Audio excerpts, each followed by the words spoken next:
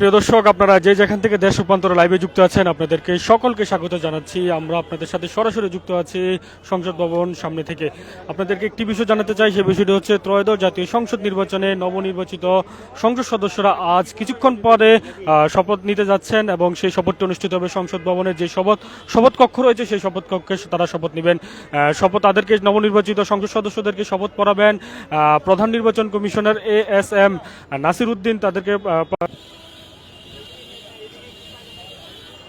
দর্শক, আপনাদেরকে যেমনটা জানিয়ে আসছিলাম যে আজকে নবনির্বাচিত যে ত্রয়োদশ জাতীয় সংসদ নির্বাচন রয়েছে সেই নির্বাচনের যারা নবনির্বাচিত এমপির সংসদ সদস্য হয়েছে তাদেরকে আজকে শপথ বাক্য পাঠ করাবেন প্রধান নির্বাচন কমিশনার নাসির উদ্দিন। আপনাদেরকে একটি বিষয় জানাতে চাই, শপথ গ্রহণটি অনুষ্ঠিত শুরু হওয়ার কথা রয়েছে সকাল 10টা বাজে।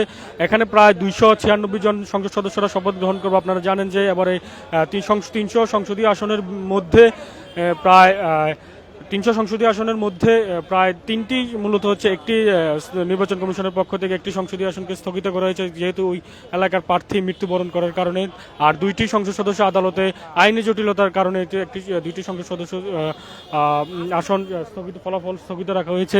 আরেকটি আসন যে বগুড়া 6, যেটি বিএনপি চেয়ারম্যান তারেক রহমান, যিনি আবার 2টি আসন থেকে প্রতিদ্বন্দ্বিতা করেছেন, ঢাকা 17 এবং বগুড়া 6 এই আসনটি তিনি ছেড়ে দিয়েছেন এবং সেই অনুযায়ী নির্বাচন কমিশনের পক্ষ থেকে ইতিমধ্যে গেজেট প্রকাশ করেছে। তার ফলে 296 আসনের সংসদ সদস্যরা এখানে আজকে কিছুক্ষণ পর শপথ গ্রহণ করতে যাচ্ছেন। আমরা সংসদ ভবন এলাকাতে যারা স্থানীয় যে বাংলাদেশের যে স্থানীয় যে সংসদ সদস্য রয়েছে তাদের বিশেষ করে যে এলাকার সংসদ সদস্য রয়েছে সেই এলাকার নেতাকর্মীরা থেকে শুরু করে এখানে এসে তাদের সাথে এসে সংসদ ভবনে এসে তাদের সাথে শপথ বাক্য তাদের সঙ্গে এসেছে। আমরা যদি সরাসরি একজনকে দেখাতে চাই, এই মুহূর্তে আমরা দেখতে পাচ্ছি যে